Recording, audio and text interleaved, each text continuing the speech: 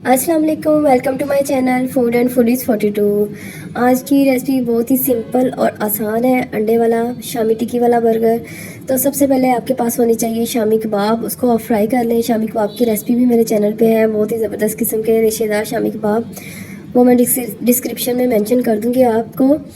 तो अक्सर ये होता है कि हम बाज़ार से ये वाला बर्गर खाते हैं तो वो इतना अच्छा टेस्ट लगता है, घर में बनाते हैं वैसा टेस्ट नहीं आता। तो इसमें मैं आपको एक दो टिप्स बताऊंगी जो बाज़ार वाले करते हैं, आपको बिल्कुल बाज़ार वाला जायका आएगा। तो इसके साथ एक तो फ्राइज़ बच्चों को ज़रूर चाहिए होते हैं, और रमज़ान हो और फ्राइज़ के बगैर तो बच्चों का अफ्तारी का होता ही नहीं है। तो इसके साथ अगर आप फ्राइज़ बना लेते हैं तो एक फुल मील बन जाता है। बच्चों ने रोज़ा रखा होता है, अगर वो आपको फ्राइज़ और बर्गर खा लेंगे तो उनका पेट भी भर जाता है और वो खुश भी हो जाते हैं। तो फ्राइज़ मैंने काट के इनको अच्छी तरह 2 दफ़ा धोया है। इसके ऊपर सादा बेसन छिड़क के साथ चाट मसाला डाल दिया है, और ये देखिए इसको ऐसे ही मिक्स कर लिया, इसमें पानी नहीं डाला, सिर्फ बेसन छिड़क के इनको मैंने फ्राई कर लिया। ये बहुत ही क्रिस्पी किस्म के फ्राइज़ हमारे तैयार हो जाएंगे इन बर्गर के साथ। ये देखिए फ्राइज़ रेडी है। तो जितनी देर में हमारे शामी कबाब भी पक्के रेडी हो जाएंगे, और फटाफट से साथ हम अपने शामी कबाब रेडी कर लेंगे। ये देखिए कितने क्रिस्पी और रेड हुए हैं, क्योंकि इसके ऊपर मैंने ड्राई बेसन छिड़का था, तो ये बहुत ही क्रिस्पी बने हैं।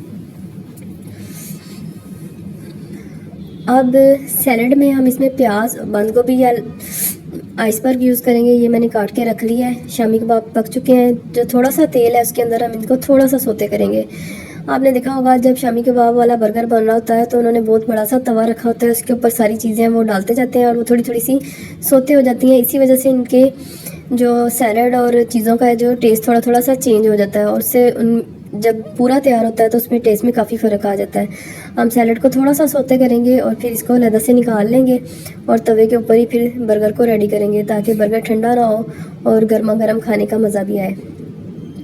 ये देखिए मैंने 3-4 अंडे फेंट लिए हैं। अब इसमें मैं 1 अंडे के बराबर मैं इसमें डालूँगी, और बिल्कुल दुकानदारों के तरीके से ही बर्गर को इसके अंदर डिप करके साइड पे कर देंगे, ताकि इसके दोनों साइडों पे भी अंडा अच्छी तरह से लग जाए और बर्गर बन में अच्छा सा टेस्ट इसका आए अंडे का।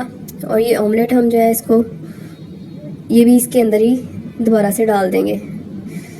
ये देखें ऑमलेट को फ्राई करने के बाद अंडे की ये बर्गर की तैयारी करेंगे।